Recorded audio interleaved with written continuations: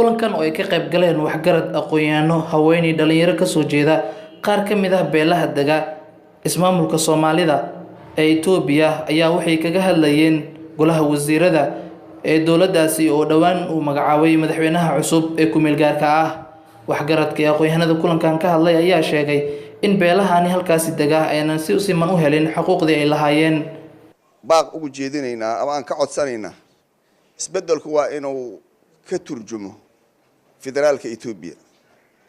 waa inuu dowlad goboleedka saameeyaa waa inuu shacabka Itoobiya oo dhan saameeyaa meel walba intaas waxaan ka codsanaynaa ra'iisul wasaaraha baaqaasan u jeedinaynaa shirku waxa uu daba socdaa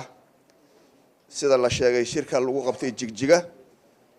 oo cadaalad xumada iyo dhibaatada meesha ka jirta looga cabanayo oo beesha halkan fadhidahay xagga ku qabteen shirku kaas uu daba socdaa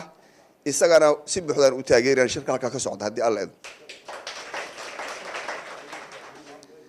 intaas kadib madaxweynaha hadda jira oo giilka shanaad ka jira runtii tacadiyo badan laga sheegay cadaaladuna ayada wax dhista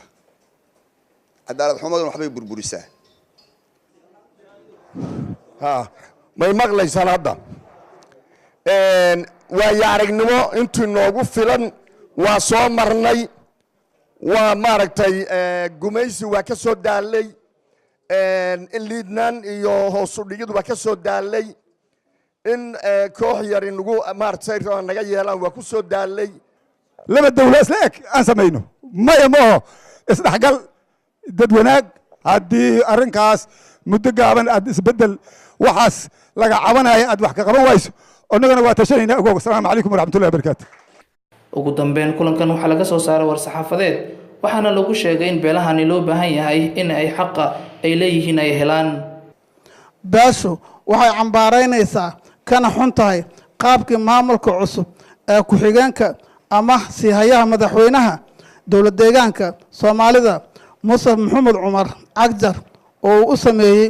oo u dhisay qaybsiga awood qaybsiga dowlad deegaanka Soomaalida taasoo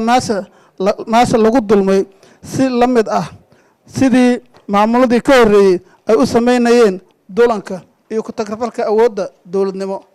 Aweys Maxamuud Jilcaw Cable TV Muqdisho